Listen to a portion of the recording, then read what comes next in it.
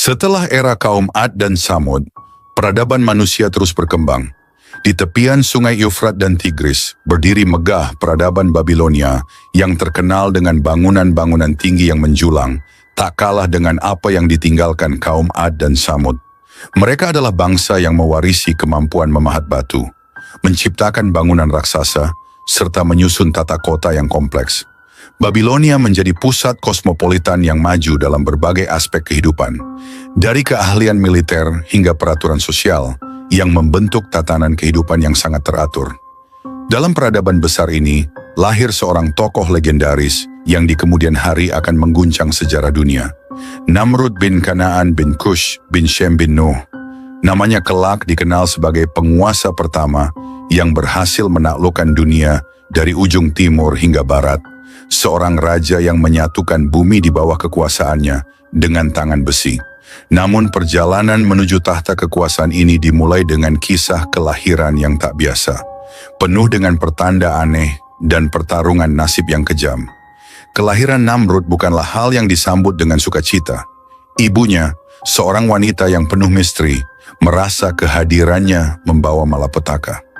Sang suami Kanaan, seorang pemburu yang terkenal dengan kekuatannya, tidak menyambut putra yang baru lahir dengan kebanggaan, melainkan dengan ketakutan yang mendalam. Saat memandang bayi yang baru dilahirkan, dia berbisik dengan dingin kepada istrinya, "Anak ini akan membawa kejelekan, bunuh saja atau buang dia ke tanah lapang." Ibu Namrud terdiam, merasa ngeri akan perintah itu. Meski hati kecilnya terasa berat, dia tak punya pilihan. Maka di tengah malam yang dingin, di bawah bayang-bayang bulan yang pucat, wanita itu membawa bayi yang baru dilahirkannya ke padang rumput di luar desa. Di sana, di antara sapi-sapi yang sedang merumput, dia meletakkan Namrud kecil. Hatinya berdebar-debar saat dia menoleh untuk terakhir kalinya, berharap bayi itu segera dilupakan alam dan menjadi bagian dari kematian yang sunyi. Namun alam tampaknya menolak takdir yang ingin diatur oleh manusia. Tak satu pun sapi mendekati bayi itu. Binatang-binatang tersebut justru menjauh, seolah ketakutan oleh kehadiran sosok mungil yang baru datang ke dunia. Melihat ini, wanita itu berpaling dengan perasaan yang semakin gelisah, tetapi dia melangkah menjauh, yakin bahwa keputusannya sudah final. Disinilah intervensi takdir ilahi terjadi. Namrud yang tergeletak di tanah lapang bukanlah bayi biasa. Ketika harapan untuk hidupnya tampak pupus, seekor macan tutul betina mendekat dengan penuh hati-hati. Alih-alih memangsa, macan itu berjongkok dan menyusui Namrud dengan kelembutan yang tak pernah diharapkan dari seekor binatang buas. Alam seolah-olah tunduk pada kekuatan yang lebih besar, melindungi bayi tersebut, menjadikannya satu dengan kekuatan hutan. Hari berganti, dan kabar tentang bayi yang disusui oleh macan tutul ini sampai ke telinga para penduduk desa. Mereka yang terpesona oleh kisah ajaib tersebut mendatangi tempat bayi itu ditemukan. Ketika mereka melihat dengan mata kepala sendiri, penduduk desa takjub. Di mata mereka, ini adalah tanda dari kekuatan gaib. Mereka memutuskan untuk mengambil bayi itu dan membawanya ke desa, membesarkannya dengan penuh keheranan dan rasa takut. Waktu terus berjalan, dan Namrud tumbuh menjadi seorang anak muda yang kuat, penuh semangat, tetapi juga suka memberontak. Tak ada yang bisa mengekang sifat liarnya. Sejak usia dini, ia sudah menunjukkan keahliannya memimpin dan memanipulasi orang-orang di sekitarnya. Dia menghimpun anak-anak muda lain untuk bergabung dengannya, menjadi kelompok pengacau yang seringkali membuat onar di jalanan. Keberanian dan karisma Namrud tidak hanya menarik pengikut, tetapi juga menebar ketakutan. Orang-orang dewasa di kampung mulai melihatnya bukan hanya sebagai pemimpin kelompok pengganggu, tetapi sebagai ancaman nyata yang semakin sulit dihentikan. Mereka berbicara di balik punggungnya, mengutuk namanya, tetapi tak ada yang berani menghadapi dia secara langsung. Berita tentang Namrud muda akhirnya sampai ke telinga Kanaan, ayahnya yang telah lama tidak mengetahui nasib anaknya. Tidak ada yang tahu bahwa hubungan darah mengikat mereka, bahwa bocah yang kini terkenal karena kekacauan itu adalah anak kandungnya sendiri. Kanaan, yang melihat dirinya sebagai penguasa tak terbantahkan, merasa terancam oleh reputasi Namrud yang terus berkembang.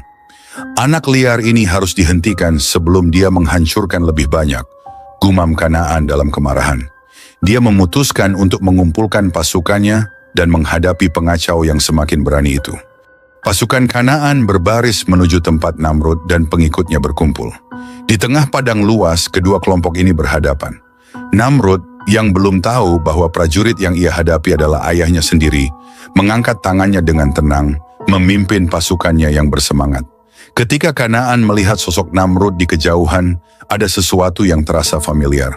Tapi amarahnya mengaburkan pikiran. Aku akan menghancurkan dia dengan tanganku sendiri, desis Kanaan. Bentrok tak terhindarkan. Prajurit-prajurit Kanaan, meski lebih berpengalaman, mulai terdesak oleh keberanian dan keganasan kelompok Namrud. Namrud sendiri berkelahi seperti serigala yang lapar, menghempaskan setiap musuh yang mendekatinya. Akhirnya, kedua pemimpin ini bertemu dalam satu pertarungan yang menentukan. Keduanya bertarung dengan ganas, saling melempar serangan dengan kekuatan yang menakjubkan. Kanaan, meski lebih tua, masih sangat kuat, namun kemarahan membuat gerakannya lebih kasar dan tak teratur. Di sisi lain, Namrud yang lebih muda dan lincah menyerang dengan ketenangan dan ketepatan. Dalam satu tebasan cepat, Namrud berhasil menebaskan pedangnya ke arah Kanaan. Suara pedang yang menembus daging terdengar mengerikan. Kanaan terhuyung, menatap anak muda yang telah menyerangnya, mata mereka bertemu untuk sesaat. Ada pengakuan dalam tatapan itu, meski hanya sekilas, bahwa mereka terikat lebih dari sekadar musuh. Namun Kanaan terlalu lemah untuk mengucapkan apapun. Dia terjatuh ke tanah, napas terakhirnya terhembus dalam sunyi. Namrud tanpa menyadari siapa yang baru saja ia bunuh, berdiri di atas mayat Kanaan, penuh dengan kemenangan. Tetapi di dalam hatinya, tanpa dia sadari, takdir telah mengikat rantai nasib yang kelak akan membawanya pada kekuasaan yang lebih besar, namun juga pada kehancuran yang lebih dalam. Dengan kematian Kanaan, Namrud kini mengambil alih seluruh wilayah yang sebelumnya dikuasai oleh ayahnya. Tidak ada yang berani menentang dia. Dalam waktu singkat, Namrud mulai memperluas kekuasaannya, menaklukkan kerajaan-kerajaan kecil di sekitarnya.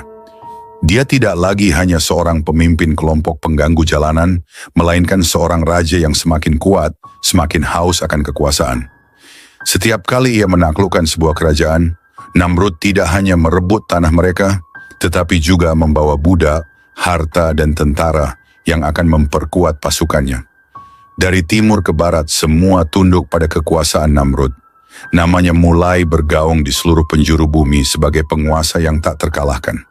Namun di balik kejayaannya, ada satu perasaan yang terus menghantuinya. Dia selalu merasa ada sesuatu yang hilang, sesuatu yang tidak pernah bisa dia genggam, meskipun seluruh dunia berada di bawah kakinya. Perasaan itu adalah hasil dari darah yang tak sengaja ia tumpahkan darah ayahnya sendiri. Di tengah puncak kejayaannya, Namrud jatuh cinta pada sosok yang selama ini selalu ada di sisinya, ibunya sendiri, Semiramis. Wanita yang pernah dianggapnya hanya sebagai sosok pelindung, kini menarik hati Namrud dengan cara yang berbeda. Hubungan mereka yang seharusnya suci berubah menjadi cinta yang terlarang. Dan dalam satu momen yang kelam, Namrud menikahi ibunya sendiri. Semiramis yang selama ini penuh dengan rahasia dan ambisi, menyambut pernikahan ini dengan sikap yang ambigu. Ada rasa bangga dalam dirinya, tetapi juga ketakutan akan kutukan yang mungkin datang akibat hubungan terlarang ini. Semiramis adalah wanita yang penuh teka-teki, kecantikannya tak tertandingi, tetapi di balik senyumnya yang memesona, tersimpan ambisi dan tipu muslihat. Dalam hatinya dia tahu bahwa tindakan ini bukan hanya melawan norma dan hukum alam, tetapi juga bisa memancing murka kekuatan yang lebih besar. Namun di bawah kilauan tahta dan kekuasaan yang telah mereka bangun bersama, Semiramis memilih untuk mengabaikan bisikan ketakutan dalam dirinya. Namrud yang telah lama memandang dirinya sebagai sosok yang istimewa, bahkan lebih dari sekadar manusia, semakin percaya bahwa ia adalah anak yang ditakdirkan untuk menjadi penguasa atas segalanya. Keyakinannya didorong oleh desas-desus yang selama ini beredar di kalangan rakyat, bahwa dirinya lahir dari seorang perawan dan dilindungi oleh kekuatan alam sejak bayi. Pengakuan Semiramis yang pernah mengatakan bahwa dirinya tidak pernah disentuh oleh manusia semakin memperkuat ilusi bahwa Namrud adalah anak para dewa. Pernikahan dengan ibunya hanya mempertegas keyakinan Namrud bahwa dirinya adalah penguasa sejati bumi. Dengan Semiramis di sisinya, ia mulai merancang langkah-langkah lebih besar, bukan hanya untuk menaklukkan kerajaan-kerajaan di sekitarnya, tetapi juga untuk menantang langit itu sendiri. Dalam pikirannya, kekuasaan di bumi sudah tidak lagi cukup. Ia ingin menaklukkan surga, mengambil tempatnya di sisi para dewa, atau bahkan mengklaim tahta Tuhan. Semiramis menyadari bahaya ambisi ini, tetapi ia tidak menghentikannya. Dia malah berperan sebagai pendukung, meski dengan hati yang penuh keraguan. Mereka bersama-sama mengatur pembangunan menara yang menjulang tinggi ke langit, menara yang di kemudian hari dikenal sebagai Menara Babel. Menara ini dibangun dengan tujuan untuk mencapai surga, simbol dari kekuasaan Namrud yang tanpa batas. Dalam pidato-pidatonya, Namrud semakin sering menyatakan dirinya bukan hanya sebagai raja di bumi, tetapi penguasa segala sesuatu. Tak ada yang bisa menghentikanku, seru Namrud di hadapan para pengikutnya saat menara itu mulai terbentuk.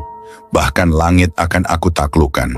Aku akan menjadi lebih besar dari siapapun, lebih besar dari Tuhan yang kalian sembah. Dan aku akan berdiri di sampingmu, bisik Semiramis dengan lembut di telinganya. Meski dalam lubuk hatinya, ia merasakan ketakutan yang makin mendalam.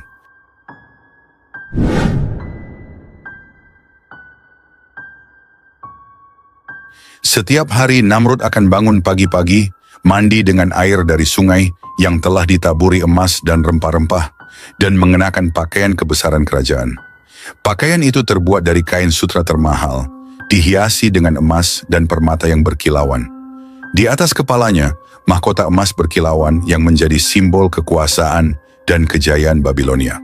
Namrud akan berjalan menuju singgasana emasnya yang besar, di mana ratusan pengikutnya sudah menanti dengan penuh rasa kagum dan takut.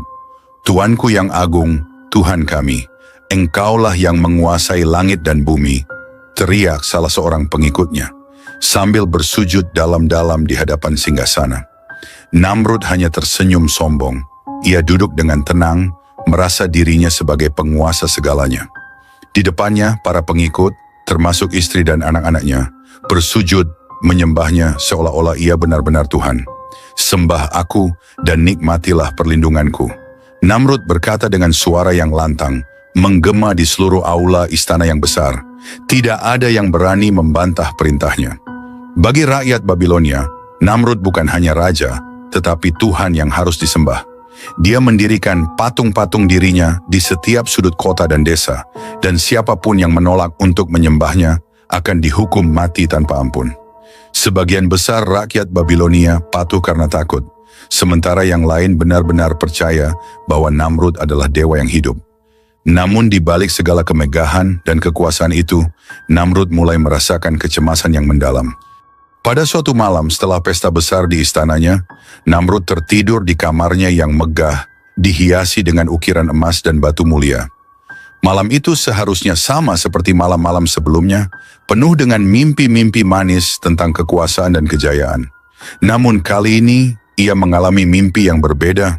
Dalam mimpinya, ia melihat kerajaannya hancur, runtuh dalam sekejap. Kota-kota terbakar, istananya terbelah oleh kilat, dan rakyatnya tergeletak tak berdaya. Namun yang paling menakutkan adalah sosok seorang anak kecil yang muncul di tengah kehancuran itu. Dengan tangan yang kuat dan mata penuh keberanian, Namrud terbangun dengan keringat dingin di dahinya.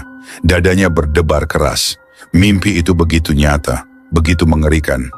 Ia memanggil para penasihatnya pada pagi harinya, termasuk Azar, seorang pembuat patung yang terkenal, dan ayah dari Ibrahim alaihissalam. Di dalam aula besar istana, para penasihat berkumpul. Azar berdiri di sisi kanan Namrud dengan kepala tertunduk seperti biasa. "Apa arti mimpi ini?" tanya Namrud dengan suara yang bergetar. "Aku melihat kehancuran kerajaanku. Apakah ini sebuah pertanda?" Para penasihatnya saling berpandangan dengan cemas. Tidak ada yang berani berbicara. Namrud yang biasanya tegar dan penuh percaya diri, kini tampak berbeda. Wajahnya pucat dan matanya menyiratkan ketakutan yang belum pernah mereka lihat sebelumnya. Azar yang dikenal sebagai orang bijak memberanikan diri untuk berbicara. "Tuanku, mimpi seperti itu bukanlah hal yang bisa diabaikan. Bisa jadi Ini adalah peringatan dari alam, atau mungkin sesuatu yang lebih besar, katanya dengan hati-hati. Namrud terdiam, merenungkan kata-kata Azar. Ia tidak percaya pada Tuhan, tetapi dalam mimpinya, ia merasakan kehadiran sesuatu yang lebih besar dari dirinya sendiri, sesuatu yang menantangnya. Apa yang harus kulakukan? Tanya Namrud akhirnya. Suaranya terdengar putus asa. Salah satu penasihatnya, yang dikenal dengan kemampuan ramalannya, berdiri dan berbicara. Tuanku, menurut ilmu kami, mimpi seperti itu menandakan bahwa ada seseorang yang akan lahir malam ini, seorang anak yang akan menjadi ancaman bagi kekuasaanmu. Anak itu mungkin akan menghancurkan kerajaanmu, seperti yang engkau lihat dalam mimpi. Namrud tertegun. Anak?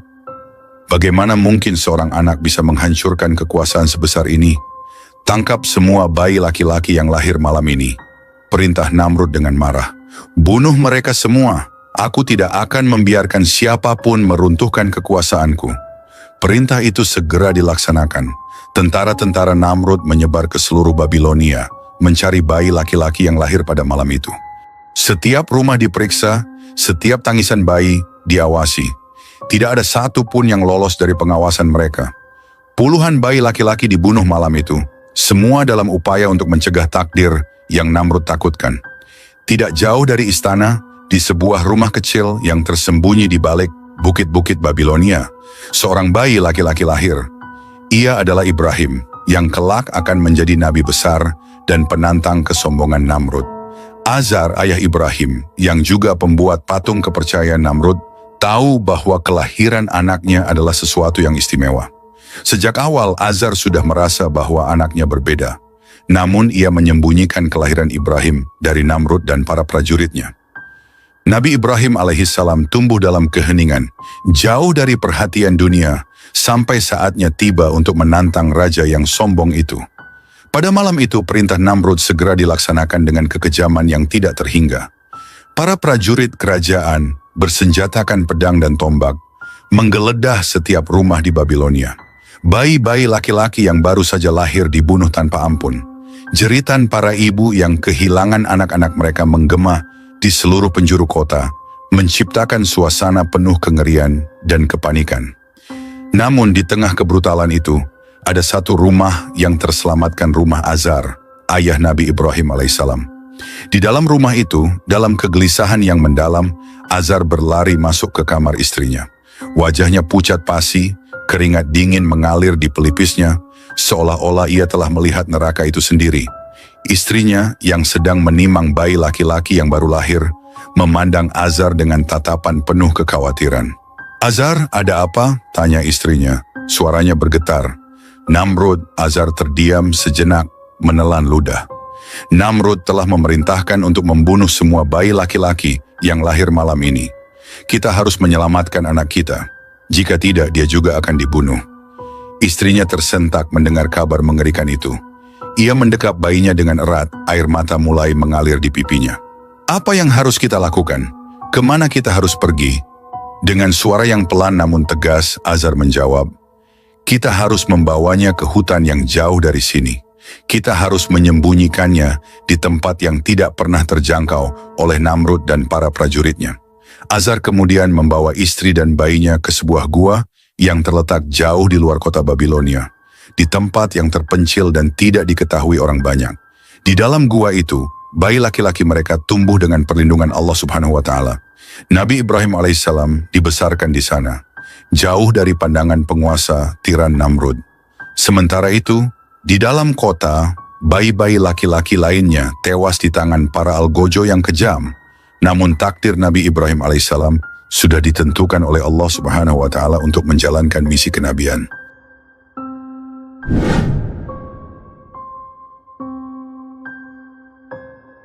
Tahun demi tahun berlalu, dan Nabi Ibrahim alaihissalam semakin dewasa. Di dalam hutan yang sunyi, dia belajar dari alam sekitar dan dari petunjuk-petunjuk yang Allah Subhanahu wa Ta'ala berikan kepadanya. Dia menyaksikan bintang-bintang di langit, matahari yang terbit dan tenggelam, bulan yang bercahaya di malam hari, dan dia mulai merenungkan tentang penciptaan alam semesta.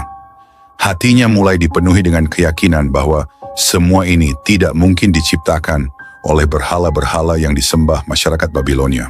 Ada satu Tuhan yang sejati dan Nabi Ibrahim alaihissalam merasa terpanggil untuk memberitahukan kebenaran ini kepada orang-orang.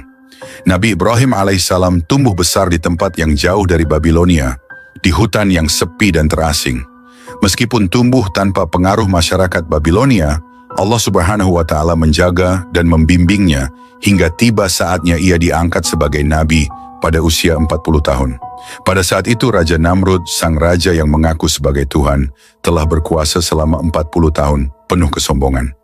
Kekuasaan Raja Namrud tidak hanya merajalela, tetapi ia juga menyebarkan pengaruhnya melalui patung-patung berhala yang ia buat untuk disembah oleh seluruh rakyat Babilonia. Ketika Nabi Ibrahim menerima wahyu, ia tidak menunda-nunda untuk menjalankan tugas kenabiannya. Tanpa ragu, ia memasuki kota Babilonia dan langsung menuju kuil besar yang menjadi pusat pemujaan. Kuil tersebut penuh dengan patung-patung raksasa yang mewakili berbagai dewa yang disembah oleh masyarakat, termasuk patung Raja Namrud yang berdiri megah di tengah-tengah ruangan. Hari itu malam tiba, suasana kuil semakin ramai dengan para penyembah yang datang membawa sesajen untuk dipersembahkan kepada patung-patung. Penjaga kuil yang dianggap paling dekat dengan para dewa mengawasi sesajen yang diletakkan oleh masyarakat di altar tinggi. Setiap orang yang datang sujud dengan penuh ketakutan, takut akan murka para berhala jika mereka tidak memberikan persembahan yang cukup. Nabi Ibrahim alaihissalam dengan penuh keyakinan memasuki kuil tersebut. Tidak seorang pun mengenalnya karena ia berasal dari luar Babilonia, namun kehadirannya segera menarik perhatian. Dengan langkah pasti, Nabi Ibrahim alaihissalam mendekati patung-patung besar itu, sesuatu yang dianggap mustahil oleh penduduk Babilonia. Mereka percaya bahwa mendekati patung saja bisa mendatangkan kutukan, apalagi menyentuhnya. Namun Nabi Ibrahim terus berjalan mendekat, matanya fokus pada altar di mana sesajen-sesajen diletakkan. Tanpa ragu, Nabi Ibrahim alaihissalam mengambil sebuah apel yang telah disajikan di depan patung. Para penyembah menahan napas, tidak percaya bahwa ada seseorang yang berani mengambil sesajen itu. Namun Nabi Ibrahim tidak berhenti di situ. Ia menggigit apel tersebut dan sambil mengunyah, ia menatap patung-patung dengan tatapan penuh tantangan. "Wahai yang dianggap Tuhan oleh masyarakat Babilonia," seru Nabi Ibrahim alaihissalam dengan suara lantang, "aku telah mengambil apelmu, apakah kau tidak marah?" Keheningan menyelimuti kuil. Patung itu tentu saja tidak merespons. Nabi Ibrahim alaihissalam mengulangi lagi dengan suara yang lebih keras, "Wahai yang dianggap Tuhan oleh masyarakat Babilonia, aku telah memakan apelmu. Mengapa kau tidak marah?" Sekali lagi tidak ada respons dari patung itu. Para penyembah mulai saling berpandangan dengan penuh kebingungan dan ketakutan. Mereka telah hidup dengan keyakinan bahwa patung-patung ini memiliki kekuatan ilahi, tetapi mengapa mereka tidak menunjukkan kemarahan? Untuk ketiga kalinya, Nabi Ibrahim alaihissalam menghadap patung besar itu dan berseru, "Wahai yang dianggap Tuhan oleh masyarakat Babilonia, aku telah mengambil dan memakan sesajenmu. Mengapa kau diam saja?" Namun patung itu tetap bisu, tidak mampu melakukan apapun. Pada titik ini, para penyembah mulai merasa gelisah. Kepercayaan mereka mulai goyah, tetapi mereka belum berani mengungkapkan keraguan mereka. Setelah menguji dewa-dewa palsu dengan cara melempar apel ke wajah patung-patung, Nabi Ibrahim alaihissalam tak berhenti di situ. Ketika orang-orang Babilonia melihat bahwa patung-patung itu tidak mampu bereaksi meskipun dihina, mereka mulai ragu, tapi ketakutan masih menguasai hati mereka. Nabi Ibrahim alaihissalam tidak terhenti hanya dengan tindakan tersebut. Ia berkata kepada masyarakat Babilonia, "Wahai Tuhan-Tuhan yang kalian sembah, kalian tidak layak disembah jika hanya diam tak berdaya. Tuhan sejati adalah Allah Subhanahu wa Ta'ala yang menciptakan langit dan bumi." Dengan kata-kata itu, Nabi Ibrahim alaihissalam mulai merencanakan tindakan lebih besar untuk menggoyahkan keyakinan mereka. Setelah meninggalkan kuil, Nabi Ibrahim alaihissalam kembali dengan membawa sebuah kampak besar. Malam itu, saat kuil sepi dan hanya dijaga oleh seorang penjaga, Nabi Ibrahim alaihissalam menghancurkan patung-patung kecil satu persatu. Kepala dan tangan patung-patung itu dipotong dan dilempar ke lantai, meninggalkan pemandangan yang kacau balau. Namun Nabi Ibrahim alaihissalam menyisakan satu patung, patung terbesar yang merupakan patung Raja Namrud, raja yang dianggap sebagai Tuhan oleh rakyat Babilonia. Dengan cerdik, Nabi Ibrahim alaihissalam menaruh kampaknya di tangan patung Raja Namrud, seolah-olah patung itu yang bertanggung jawab atas kehancuran patung-patung lainnya. Setelah menyelesaikan tindakannya, Nabi Ibrahim alaihissalam pergi dengan tenang meninggalkan kuil. Keesokan paginya, masyarakat Babilonia datang ke kuil untuk beribadah seperti biasa. Tetapi mereka terkejut melihat pemandangan yang porak-poranda. Patung-patung yang mereka sembah hancur berserakan, hanya menyisakan patung Raja Namrud yang utuh dengan kampak di tangannya. "Siapa yang melakukan ini?" teriak mereka dengan marah. Penjaga kuil yang menyaksikan kejadian malam itu menunjuk Nabi Ibrahim alaihissalam. "Ibrahim, dialah yang melakukannya semalam." Mereka segera memanggil Nabi Ibrahim untuk dihadapkan kepada mereka. Ketika Nabi Ibrahim tiba, mereka menuntut jawaban, "Apakah engkau yang menghancurkan Tuhan-Tuhan kami?"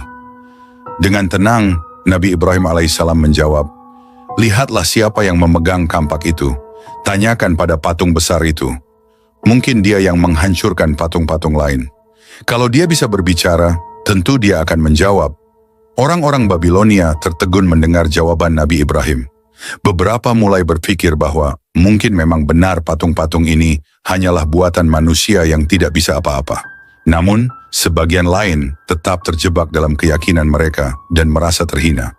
Meski ada keraguan di antara sebagian masyarakat Babilonia, beberapa orang yang masih keras kepala memutuskan untuk melapor kepada raja mereka, Raja Namrud. Mereka merasa bahwa tindakan Nabi Ibrahim adalah penghinaan besar dan harus dihukum. Mereka mendatangi istana dan memberitahu Raja Namrud tentang apa yang dilakukan Nabi Ibrahim di kuil. Raja Namrud, yang selama ini dianggap sebagai Tuhan oleh rakyatnya, merasa terancam. Ia tahu bahwa tindakan Nabi Ibrahim adalah ancaman langsung terhadap kekuasaannya dan otoritasnya sebagai dewa di Babilonia. Tanpa ragu, ia memerintahkan agar Nabi Ibrahim alaihissalam dibawa ke istananya untuk diadili. Nabi Ibrahim alaihissalam, yang sudah siap menghadapi konsekuensi dari tindakannya, berkata kepada para utusan Raja Namrud, "Tidak perlu kalian melapor kepada rajamu, aku akan datang sendiri ke istana." Pagi itu Nabi Ibrahim dengan penuh keberanian berjalan menuju istana Raja Namrud, tempat raja duduk di singgasananya, dikelilingi oleh rakyat yang selalu menyembahnya dan memohon bantuan darinya. Setiap hari istana penuh dengan orang-orang yang meminta makan, perlindungan, atau kekayaan dari Raja Namrud, menganggapnya sebagai dewa yang mampu memenuhi segala kebutuhan mereka. Namun hari itu akan berbeda. Nabi Ibrahim alaihissalam datang bukan untuk memohon, melainkan untuk menghadapi Raja Namrud dengan kebenaran yang hakiki. Ketika dia tiba di hadapan Raja Namrud, semua mata tertuju padanya. Ada ketegangan di udara saat Nabi Ibrahim alaihissalam berdiri tegak di depan raja yang mengklaim dirinya sebagai Tuhan. Raja Namrud menatap Nabi Ibrahim dengan tajam dan berkata, "Siapa kau yang berani menghina Tuhan-Tuhan kami dan menantangku di hadapan rakyatku?" Nabi Ibrahim alaihissalam dengan tegas menjawab, "Aku adalah utusan Allah Subhanahu wa Ta'ala, Tuhan yang menciptakan langit dan bumi. Aku datang untuk menunjukkan kepada kalian bahwa apa yang kalian sembah hanyalah patung-patung tak berdaya. Tuhan kalian, termasuk dirimu, Namrud, tidak layak disembah." Suasana aula menjadi tegang. Para hadirin terdiam mendengar Nabi Ibrahim berbicara dengan keberanian yang belum pernah terlihat sebelumnya. Raja Namrud meskipun tersinggung menahan emosinya. Dia tahu bahwa jika dia menunjukkan kelemahan, wibawanya sebagai Tuhan akan runtuh di depan rakyatnya. Maka dengan sombongnya dia menjawab, "Kau bilang Tuhanmu bisa menghidupkan dan mematikan? Aku juga bisa melakukannya." Nabi Ibrahim alaihissalam menantang Raja Namrud, "Buktikanlah jika kau memang bisa."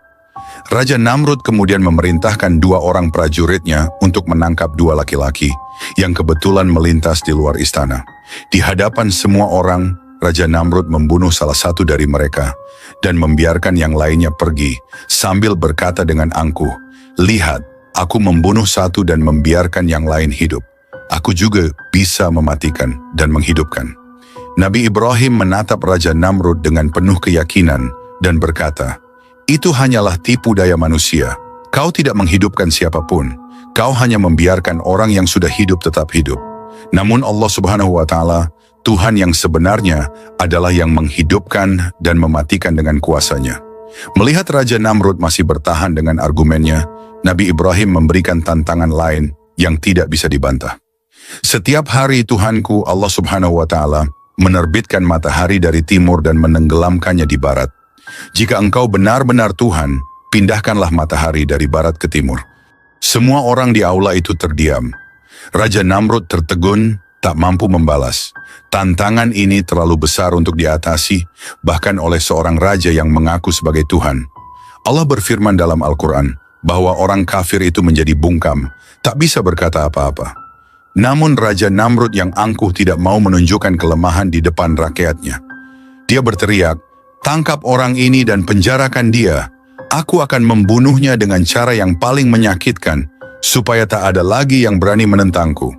Raja Namrud memanggil penasihat-penasihatnya untuk memutuskan hukuman apa yang paling kejam bagi Nabi Ibrahim. Mereka bermusyawarah dan akhirnya memutuskan bahwa cara paling menyakitkan untuk mati adalah dengan dibakar hidup-hidup. Raja Namrud setuju, namun dia tidak mau sekadar membuat api kecil. Dia ingin menunjukkan kekuatannya dengan membuat api yang besar setinggi istananya untuk membakar Nabi Ibrahim. Raja Namrud memerintahkan untuk membuat tumpukan kayu setinggi beberapa meter. Biaya besar dikeluarkan, tenaga yang banyak dikerahkan, dan tumpukan kayu yang sangat tinggi dibuat. Api itu membesar, menjulang tinggi hingga tampak seperti menyentuh langit. Ini bukanlah api biasa, tapi api yang dirancang untuk membakar ribuan orang. Namun kali ini, semua itu hanya untuk satu orang, yaitu Nabi Ibrahim alaihissalam. Seluruh masyarakat Babilonia diundang untuk menyaksikan peristiwa besar ini. Mereka berkumpul di lapangan luas, mengelilingi tumpukan kayu yang sudah menyala dengan api yang berkobar hebat. Jutaan pasang mata memandang penuh ketakutan dan rasa ingin tahu. Mereka semua ingin melihat bagaimana Raja Namrud yang mengaku sebagai Tuhan akan membakar Nabi Ibrahim, orang yang telah berani menentangnya. Ketika Nabi Ibrahim alaihissalam siap dilemparkan ke dalam api besar yang telah dinyalakan oleh Raja Namrud dan seluruh pasukannya, masyarakat Babilonia berkumpul dengan penuh penasaran. Mereka ingin menyaksikan bagaimana Nabi Ibrahim yang dengan berani menentang ketuhanan Raja Namrud akan dihabisi oleh api.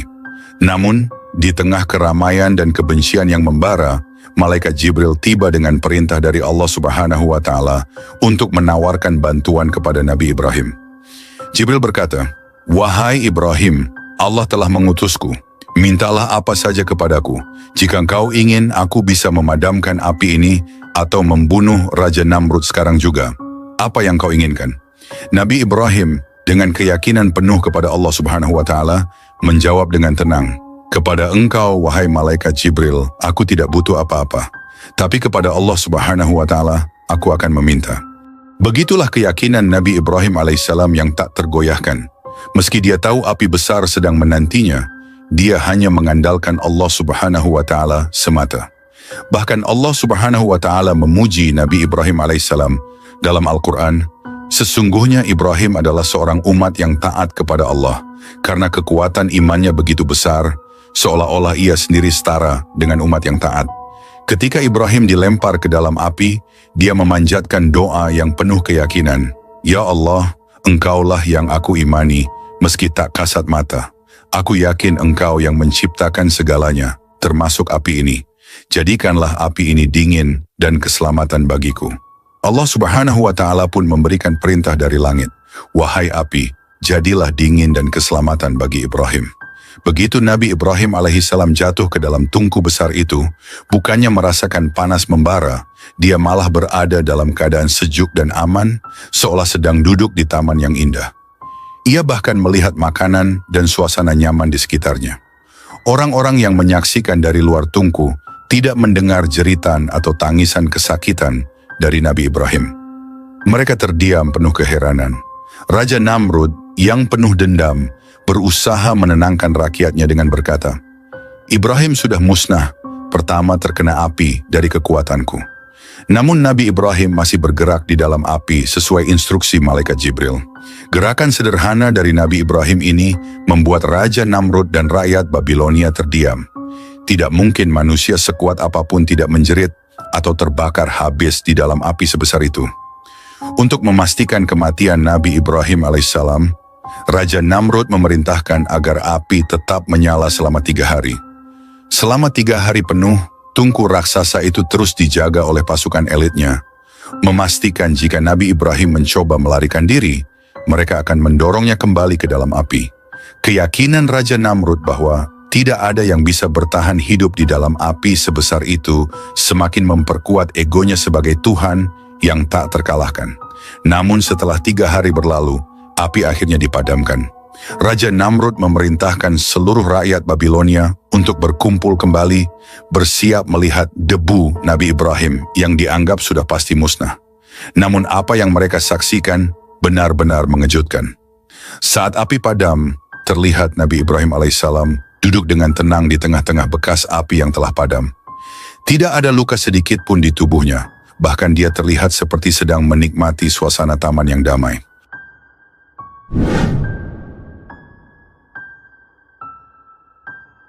Raja Namrud kembali ke istananya dengan hati yang hancur. Setelah peristiwa memalukan di hadapan rakyatnya, di mana api yang dinyalakan untuk membakar Nabi Ibrahim alaihissalam malah berubah menjadi tempat yang sejuk bagi sang Nabi, kebohongannya selama ini mulai terungkap. Kegagalannya mempertahankan citra sebagai penguasa yang tak terkalahkan menjadi pukulan telak bagi ego dan reputasinya. Raja Namrud berusaha tegar di hadapan rakyatnya, tapi di dalam hati, ia tahu semuanya telah berakhir. Langkah kakinya terasa berat ketika memasuki gerbang istana. Para penjaga yang biasanya menunduk penuh hormat, kini meliriknya dengan tatapan was-was, seolah-olah mereka tahu ada yang berubah pada sang raja. Raja Namrud yang biasanya dipenuhi dengan percaya diri dan kesombongan, kini tampak seperti bayangan dirinya yang dulu. Malam itu ketika ia duduk di atas singgasana emasnya, dikelilingi oleh permadani mewah dan patung-patung dewa yang biasa ia sembah, tak ada satupun yang memberinya ketenangan. Kekuasaan, harta dan kemegahan istananya kini tampak hampa. Raja Namrud tidak bisa berhenti memikirkan Nabi Ibrahim. Bagaimana mungkin seorang manusia sederhana yang hanya bersandar pada keimanan kepada Tuhannya bisa bertahan dari api sebesar itu? Api yang seharusnya melahapnya dalam sekejap, kini malah menjadi bukti nyata bahwa kekuatan Allah Subhanahu wa Ta'ala di luar jangkauan manusia, bahkan raja. Malam itu Raja Namrud mencoba tidur, tapi rasa takut dan malu terus mengganggunya. Setiap kali ia memejamkan mata, bayangan Nabi Ibrahim yang berdiri tegap di dalam api muncul di benaknya, seolah-olah menantang seluruh kepercayaan dan keyakinan Raja Namrud. Suara api yang berderak seakan menggaung di telinganya, tapi bukan karena membakar, melainkan karena kehinaan yang ia rasakan. Keesokan harinya, sesuatu yang tak terduga terjadi. Raja Namrud bangun dengan perasaan yang lebih gelisah daripada sebelumnya. Ia memanggil para penasihatnya, berharap mereka bisa menenangkan pikirannya. Tapi tak ada satupun dari mereka yang berani menatapnya langsung, seolah-olah mereka semua takut mengatakan yang sebenarnya, bahwa kekuasaannya telah rapuh. Saat Raja Namrud mencoba berbicara, tiba-tiba ia merasa ada sesuatu yang masuk ke dalam hidungnya. Ia terkejut dan langsung menyingkirkan tangannya, berpikir itu hanyalah serangga biasa. Namun dalam beberapa saat, rasa gatal itu berubah menjadi sensasi yang aneh. Seekor lalat kecil yang tampak tak berarti, ternyata telah menyusup ke dalam hidungnya. Raja Namrud mencoba meniupnya keluar, menggosok hidungnya dengan kasar, tapi tidak berhasil. Lalat itu terus masuk lebih dalam, hingga Raja Namrud mulai merasa nyeri di kepala. Di depan para penasihatnya, Raja Namrud mulai mengerang, memegang kepalanya dengan kedua tangan. Lalat itu bergerak menuju otaknya, dan rasa sakit yang sebelumnya ringan kini berubah menjadi rasa sakit yang menyiksa. Raja Namrud berteriak kesakitan, memukul-mukul kepalanya, berusaha mengeluarkan lalat itu, tapi sia-sia.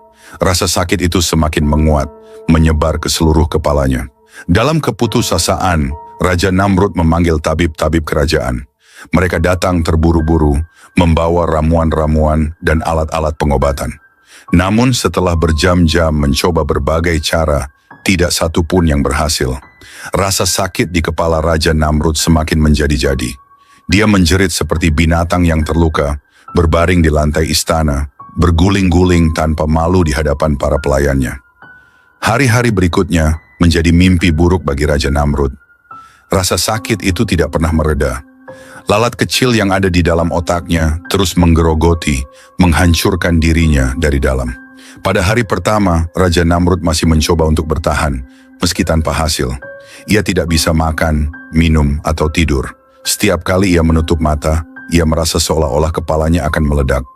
Pada hari kedua, rasa sakit di kepala Raja Namrud menjadi tak tertahankan. Lalat kecil yang bersarang di dalam otaknya terus bergerak, menciptakan sensasi yang menusuk seperti ribuan jarum di dalam tengkoraknya. Ia tidak bisa berpikir jernih. Setiap detik terasa seperti siksaan yang tak berujung. Dalam kegilaan yang timbul dari rasa sakit, Raja Namrud mengambil berbagai benda tumpul di sekitarnya, tongkat kayu, guci batu, bahkan sisi meja dan memukul-mukul kepalanya dengan harapan bisa mengusir lalat tersebut keluar. Pukulan demi pukulan menghantam kepalanya, meninggalkan memar dan luka. Para penjaga dan pelayan yang menyaksikan hanya bisa terpana, takut mendekat karena raja mereka terlihat semakin gila. Suara benturan yang dihasilkan oleh benda-benda tumpul itu menggemakan rasa putus asa dan stres Raja Namrud. Namun semua usahanya sia-sia. Lalat kecil itu tetap berada di dalam kepalanya, membuat rasa sakit semakin menggila. Dengan mata yang liar dan napas tersengal, Raja Namrud terus memukuli dirinya sendiri, seolah-olah bisa mengeluarkan lalat itu dengan kekerasan. Tapi semakin keras ia memukul, semakin dalam rasa sakit yang dirasakannya. Kegilaan mulai merasuki pikirannya. Ia tidak lagi tampak sebagai raja perkasa yang memerintah dengan tangan besi. Kini, ia hanyalah seorang pria yang terguncang oleh penderitaan yang tak dapat ia kendalikan. Pada hari ketiga, usaha Raja Namrud untuk memukul-mukul kepalanya hanya membuatnya semakin terlihat menyedihkan. Kepalanya penuh dengan luka memar dan darah mulai merembes dari pelipisnya akibat pukulan yang terlalu keras.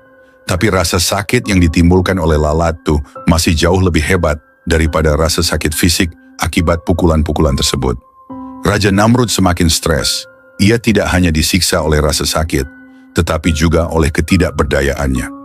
Seorang raja besar yang dulu menganggap dirinya sebagai dewa, kini hanya bisa memukuli dirinya sendiri tanpa henti, mencoba mengatasi makhluk sekecil lalat yang bahkan tidak terlihat. Setiap kali ia mencoba beristirahat, rasa sakit itu datang lagi dengan kekuatan yang lebih dahsyat, seperti pisau yang terus menusuk dari dalam.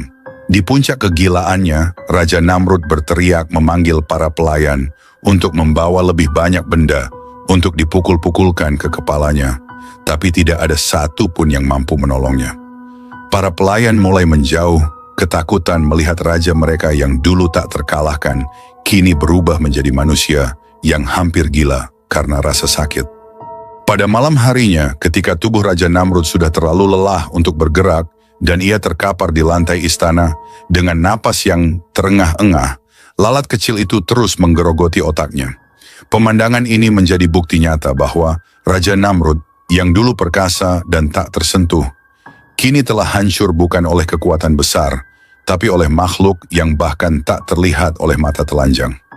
Di tengah penderitaannya, bayangan-bayangan mulai menghantuinya. Raja Namrud melihat kembali semua kejahatan yang pernah ia lakukan. Setiap kebohongan, setiap pembunuhan, setiap tindakan zalim yang pernah ia perintahkan, semuanya kembali menghantui benaknya. Ia melihat wajah Nabi Ibrahim yang berdiri kokoh dalam iman kepada Allah Subhanahu wa Ta'ala, sementara dirinya jatuh terpuruk dalam kesombongan dan kesia-siaan. Raja Namrud mulai berbicara sendiri. Ia meracau meminta ampun kepada dewa-dewa yang dulu ia sembah, tapi tak ada jawaban. Wajah-wajah para dewa yang terukir di dinding istananya tampak menertawakan dirinya. Bahkan dewa-dewa itu tak bisa menyelamatkannya dari takdir yang telah Allah tetapkan. Ketika matahari mulai tenggelam di ufuk barat, Raja Namrud akhirnya tergeletak mati. Suara erangannya perlahan memudar, meninggalkan istana dalam keheningan yang mencekam. Tubuhnya yang dulu begitu berkuasa kini terbaring diam tanpa nyawa. Yang lebih mengejutkan, lalat kecil yang menyebabkan semua penderitaan itu keluar dari hidungnya. Pemandangan itu membuat semua orang yang menyaksikan terpana. Bagaimana mungkin seorang raja yang begitu kuat dan penuh kekuasaan bisa dihancurkan oleh makhluk sekecil lalat? Berita kematian Raja Namrud dengan cara yang hina ini tersebar ke seluruh penjuru Babilonia. Orang-orang yang dulu takut padanya kini berbisik-bisik membicarakan bagaimana kekuatan Allah Subhanahu wa Ta'ala telah menghancurkan raja mereka dengan cara yang tak terduga. Raja Namrud yang memiliki kekayaan, pasukan, dan kekuasaan tak mampu melawan makhluk Allah Subhanahu wa Ta'ala yang begitu kecil. Setelah kematian Raja Namrud, istananya menjadi tempat yang sunyi. Patung-patung dewa yang dulu ia sembah kini dibiarkan berdebu, tak ada lagi ritual penyembahan yang dilakukan. Rakyat Babilonia kini sadar bahwa kekuatan Allah adalah yang tertinggi. Nabi Ibrahim alaihissalam kembali menjalani kehidupannya dengan tenang, sementara Babilonia terperangkap dalam keheningan, merenungi nasib raja mereka yang malang. Kisah ini membawa pesan yang jelas bagi seluruh umat manusia. Kekuatan Allah Subhanahu wa Ta'ala tidak dapat ditandingi oleh apapun di dunia ini. Mereka yang sombong dan menolak kekuasaannya, seberapa kuat pun mereka, akan dihancurkan dengan cara yang tak terduga. Ibrahim adalah contoh dari seorang manusia yang beriman dengan sepenuh hati kepada Allah Subhanahu wa Ta'ala. Ketika ia berdiri di hadapan api, ia tidak ragu, karena ia tahu bahwa Allah Subhanahu wa Ta'ala adalah pelindungnya. Sebaliknya, Raja Namrud adalah simbol dari kesombongan manusia yang berpikir bahwa kekuasaan dan harta benda bisa menggantikan keimanan. Namun pada akhirnya, kesombongan itu membawa kehancuran. Seperti yang dikatakan Allah Subhanahu wa Ta'ala dalam Al-Quran, manusia seringkali diberi perumpamaan agar mereka berpikir dan merenung. Orang-orang yang memanggil selain Allah Subhanahu wa Ta'ala, baik itu manusia, patung, atau apapun yang mereka anggap berkuasa, tidak akan pernah bisa menciptakan makhluk sekecil lalat. Bahkan jika mereka semua bersatu, mereka tidak akan mampu menandingi kekuasaan Allah Subhanahu wa Ta'ala. Kematian Namrud adalah bukti nyata bahwa makhluk Allah Subhanahu wa Ta'ala, sekecil apapun, bisa menghancurkan siapapun yang menentangnya. Kisah kematian Raja Namrud ditutup dengan pesan yang mendalam. Allah Subhanahu wa Ta'ala tidak hanya menghancurkan Raja Namrud secara fisik, tapi juga menghancurkan kesombongan dan ego yang ia bangun sepanjang hidupnya.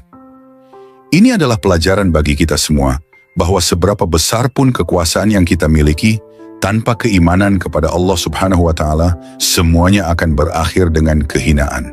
Nabi Ibrahim alaihissalam terus menjadi teladan bagi umat manusia, sebagai sosok yang taat dan berserah diri hanya kepada Allah Subhanahu wa Ta'ala. Kisah ini mengajarkan kita tentang pentingnya iman, kesabaran, dan kesadaran bahwa segala sesuatu di dunia ini hanyalah sementara. Sahabat umat muslim, jangan lupa like, subscribe sebagai bentuk dukungan terhadap channel umat muslim. Dan tuliskan di kolom komentar tanggapan kalian tentang kisah kali ini. Akhir kata, wassalamualaikum warahmatullahi wabarakatuh.